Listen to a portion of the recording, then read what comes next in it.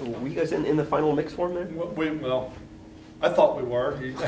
Sure. He may say we weren't in the equation, but I thought we were. Yeah, we recruited hard. I mean, the thing that he said to me, we wanted an opportunity to play early. He did not see that here with a junior B.J. Daniels. He did not see that here, and he wanted an opportunity to play early. When you looked at Louisville, they lost their top 2 quarterbacks last year, and he saw an opportunity to go there and play. I think he's a very talented quarterback. Skip, I know the defense played well against Miami and limited them to 2 field goals, but this is now the 3rd time where you guys have needed a stop late in the game and they couldn't come through. What is the faith in that group if you are faced with that situation again here over the next 2 games, that they're going to be able to come through this time? Yeah, I have confidence in them. As I said, I look back when you can't just say, okay, it's the defensive end. That's easy. Replace them.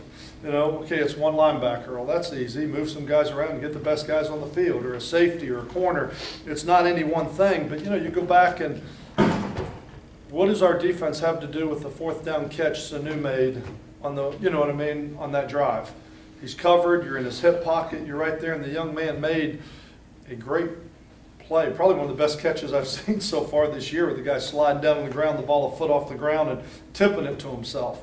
I talked a little bit about Ja'Cory Harris. I have not given up faith or hope in this defense. I am not going to go, oh no, they have the ball, and here we go. Here we go again. We just have to play the next play. That's the only way you can play it. You have to play the next play. Good, bad, whatever happens, forget it, and let's go out and play. I have confidence and I have faith in the way our defense is playing right now, and my faith has not wavered just because they made a drive. And as we talked about, I look at Ja'Cory Harris, I look at Zach Caleris, I look at 2 senior quarterbacks that are very driven, very talented, very competitive, and they made some special plays to keep some drives alive. Be different if we were going out there and guys were running wide open, we were busting coverages, there were huge holes in the line and they were running right through them and running up the field, but that's not what I see on film. And so that's part of the frustration right now, is why we just have to keep competing and persevere in order to get this done, because we are that close. Coach, even with the defense giving up another late drive, they held them to 6 points whole game. Yes. Is there a feeling sometimes there was too much onus being put on the defense? No, I don't. I look at the Cincinnati game and say you lose 38-34. Do we put too much onus on the offense? No. Our job is to outscore their offense, and our defense's job is to outplay their defense. So if we got to win 3-0, then we can't give up contain on the last drive of the game to give up 3 points. We can't give up contain right after the pass interference call. We gave up contain on that one for an 18-yard gain that got the ball down in the field goal range. So you look at those 2 plays and say, if we don't give up contain on either one of those and we get those as 2 sacks, we win 3-0. And that's how the defense has to look at it. We've got to outplay them. And there's going to be some games we have to win 10-7 or 6-3. Then there's going to be other games that we're going to have to win 38-34, and we've got to outscore them. So it's not a thing of looking at it and saying, wow, we're putting too much pressure on our defense. Does our offense have to play better? Without a doubt, yes. But I go back and look at it and say, how would it be different if we don't jump off sides on the one when we're in field goal range at a 3-3 football game and we score and put the pressure on them? We're that close at this point, but we haven't been able to close that door and get it done. Our offense has to play better. We have to score more than 3 points, yes. We've got to be able to be more productive than that. And I think Miami's a very talented team. You look the week before, and they gave up 6 to Florida State. Florida State scores on special teams, they score on defense, and they get a field goal off a botched fumble, off a botched punt, and there's 17 points. You look at it, and they scored 23. They win 23-19, and they score 6 points on offense. That's a pretty good defense we played. Then they're playing better and better. And I'm certainly not trying to make any excuses for our offense, but that's the cards that our defense was dealt. I wish we would have got some turnovers in positive field position. You kept waiting for that one break, whether you could get a return or you could create a turnover and flip the field in a field position battle, but neither team was willing to give that up after the first 2 minutes of the game when we both shared turnovers at midfield. Can you talk about the importance of becoming bowl eligible, not just to make it to a bowl, Yeah. but with all the practices that come with it? And that's where it's huge. There's 20 young men that are redshirting on this football team. And to be able to get into bowl practice and have another spring practice in the month of December to get this team ready for the future, I think is huge. I think it's important for the seniors who have been here for 5 years to help lay the foundation, that have been the attitude and why this team is working so hard and been so together. I want to see those guys get a great reward for a hard-fought career here at South Florida and helping South Florida get to where it is right now. I also want to see these younger underclassmen get that extra spring practice so we can mature and develop for the future as well. So I think it's really important. I think it's important for the underclassmen, the upperclassmen. I think it's important for the image of our program and where we're going right now. So I think there's definitely an elephant in the room when you talk about getting to bowl eligibility. We don't want to hide from it. I mean, and it's there and it's on the horizon, and we have another opportunity to get there this week. And we've got to go out, we've got to eliminate some of the mistakes, we've got to play better on offense, we've got to get some things corrected and keep growing as a program, but we've got to find a way to go get a win. Skip, I know 6 gets you to bowl eligibility, but it looks like there could be many more bowl eligible teams than bowl slots. Right. Do you think this team needs to get to 7 to put yourself in a position? Well, 7 guarantees you realistically? one. 6 puts you on the bubble. You know, you can't complain if you don't get one at 6 because we had our opportunities to get to 7 because 7 guarantees it to you. And there's some things, I don't know how many teams have been at 6 wins in the past that have been left out. I don't know what those statistics or numbers say compared to what it looks like this year and the way the schedules have fallen out. But I think 6 wins gives you the opportunity to go to a bowl. 7 guarantees you a bowl. With all the close games you've been in, do you think if you got to 6 wins, you deserve to be in a bowl game? Let's get to 6. Let's get to 6, and then we'll have that. Then we'll have that hypothetical. I'm okay with that. Let's not make it hypothetical. Let's discuss it when we get to that point, and let's see where we are at that point. I do think this team. I don't want it to be the loser's limp or the crying over spilt milk, because we spilt it. Don't get me wrong. We've had our opportunities. We've had our opportunities as coaches. We've had our opportunities as players. We've had our opportunities on offense. We've had our opportunities on defense to win some of these close football games. And when I say we, staff, players, football team, we have not gotten it done. As I tell them all the time, one side of the ball doesn't get on the plane a winner and the other side a loser. We all win or lose together, and we have not been able to get it done. And that's the frustration because, like I said, literally you're 4 plays away from sitting here being a 9-1 football team and talking about being a top 10 team in the country, and this press conference has a little different feel to it right now, going into this game. And you're 4 plays. And we've had how many plays this year? 2,000? And you're 4 plays away. That's how close it is. But I am really proud of this football team and what this football team has accomplished. Not necessarily in wins and losses, because we've been that close and haven't been able to get it done. But what they've accomplished in staying close together and keeping the base and the structure of this program at its core, which is the team unity and not falling apart from within, which would be easy to do because as we sit here 5-5, there's a lot of people on the outside that say the sky is falling. But I don't think right now it's as broke as it may appear on the inside. And I don't think the players do either. That's why I don't think you're seeing anybody point a finger or you've got anybody that are throwing their arms and saying, forget it, I don't want to do this anymore. I think everybody's getting that much more competitive, that much more upset that we're not getting it done, and kind of having that much more resolve when we go out to practice to say, Coach, what do we got to do? Tell me what we got to do to win.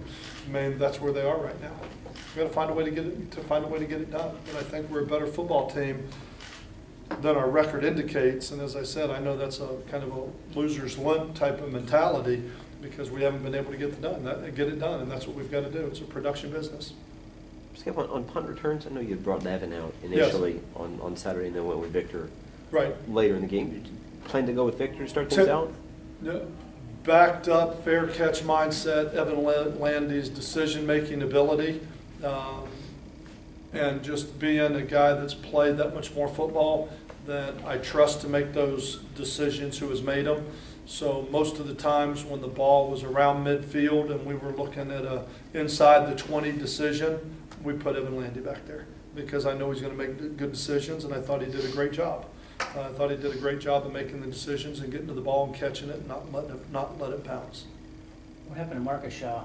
Why wasn't he in uniform on Saturday? On Thursday, I suspended Marcus Shaw for a couple weeks. Marcus Shaw and right now Spencer Boyd are two young men that right now will not be with the program this week. Whether or not they'll be reinstated for the last one is yet to be determined yet. What do they do? In-house things. They're in-house things. They're things within the team. Skip, I know you weren't happy with the punting job that you got from Justin. Right. Again, this week, is there still a chance that you can make a change there, or is Verone just not showing enough to give you the confidence that? I was gonna, yes, not right now. I mean, to answer that question, I thought Justin first probably 3 or 4 punts, you know, they weren't, they're 40, 38, 30, you know what I mean? Good enough that if they're going to fair catch it, we win the net punt battle. The last 4, 25, 26, 30, you know, I mean, and that's where, and you're going against a guy that's averaging 43, and I believe he had 2 or 3 over 50. You know, hard to play a field position battle when you're being out punted 10 yards a punt. Very difficult to win the field position battle. I was going to punt. I thought Chris Verone a couple weeks ago going into Syracuse had punted the ball better than Justin the week of practice. And I was going to punt him until we went to walk through that night in the Dome. And Justin punted the ball very much better than Chris did, and then even in warm-ups before the game. And so that's why I ended up staying with Justin. But I wish I had an option that could punt it 43 yards every time and put hang time on it, because if I did, I would utilize it. But right now we don't have that. Making the decision to redshirt Matthias Javati because of the way that Justin was punting the ball earlier in the year. Right now I'm not going to burn his redshirt year to punt in 2 games. But I do think that we have to punt the ball better, and I wish I had an option. But we're going to continue to challenge Brockhouse. We're going to continue to challenge Chris Verone for them to reach the level that it's going to take for us to be able to win the field position battle in the punt game. Speaking of burning a red shirt, if BJ can't go, what do you do with the backup quarterback job? Is Matt Floyd in play, or? Matt Floyd, yes, right now. I mean, Matt Floyd would be he is our second right now. As we go out there to practice today, he's the one that will get some of those reps. And I just have, you know, if we're going to put him out there and he's not going to be able to execute the offense, then we'll have to look at what our other options are. But right now, going into it, Matt will get the reps today in practice, and we'll have to make a decision after this on how ready he is, because most of the season he's been down on the scout team, going off cards. But I think for 1 game for bowl eligibility, yes, it would be worth it. If you told me that we had to pull a red shirt for bowl eligibility, yes, then I would pull a red shirt and play the young man, because these seniors deserve that. Would you be more apt to burn his red shirt or pull somebody like Evan Landy or Victor Mark or guys who have depends on how far away he is, and that's what I said, until I get out there on the field and just see really how far away he is in running a base offense, I can't make that decision. I mean, they're Evan Landy, Victor Mark. I mean, we've got some other options on this team, but if he gives us the best chance to win as a quarterback, which I'm not going to be able to make that decision until I have a chance to see him run in the system a little bit this week. Because again, like I said, he's been down on that scout team, running the scout team for our defense. But after today, I'll look and see just how far away he is, and we'll make some of those decisions. Do you look again at Ryan Epps as well? No, Epps is part of it. Like I said, there's probably, well, those 3 jump to mind right away. I mean, there are guys that Victor Mark, Evan Landy, and Ryan Epps are 3 guys that have played quarterback before. I mean, so those are 3 guys that obviously have the experience of being a quarterback. I'm not looking to move Tyson Butler to quarterback, you know what I mean, and have him go from DB to quarterback. I'm not looking to do that. But we do have some other guys that have played quarterback in the past. Skip, we didn't ask you Saturday after the game, but it's something the fans have asked a lot. Miami gets the ball with 5:43 left, and obviously you convert a lot of 3rd downs. But yes. Can you just talk about not taking timeouts, why they had the ball to maybe give a chance to get the ball back? Well, you know, before they get into field goal range, you don't want to call a timeout because you don't want to give them more time to get there. You know, I mean, so you're sitting there and you're saying, okay, do you take one now? Well, they're on the 40-yard line, sitting there at 50. Do you stop the clock, or do you let the clock run and maybe force them to end the game on the 40-yard line? When they got down inside and they got a little bit closer, it was something I thought about, I looked at the same time. Do you take the time out and give them a chance to organize their thoughts, to move it down in there closer? Because they finished with a 4th and 1, about the 10-yard line. But I think it was that one series. And, if you second guess or hindsight it, if I knew they weren't going to make a first down, yeah, I would have taken time out after, the thing. But do you want to get them in the end zone, or do you want to make sure they kick the field goal? And so I didn't want to give them more time. I wasn't trying to save time to give them an opportunity, because it's not like we had stopped them. I believe they converted 3 or 4 third downs in that drive. So it was eating a lot of time, and it was slowly moving down the field. If it would have been one chunk of yardage and they're in field goal range, okay, take the timeouts, make them kick the field goal, and then we'll have the ball with time left back on the clock. But once it got down there, and then after the third down call, there was 12 seconds, and I think they called timeout 2 or 3. So at that point, it was irrelevant, but I would have saved 10 seconds on the clock. But in hindsight, yeah, I probably should have maybe taken one after a first down, once they got on the fringe. But the other side of that you're looking at is, let's not stop the clock and let them get into field goal range or get into the end zone either. Is that it?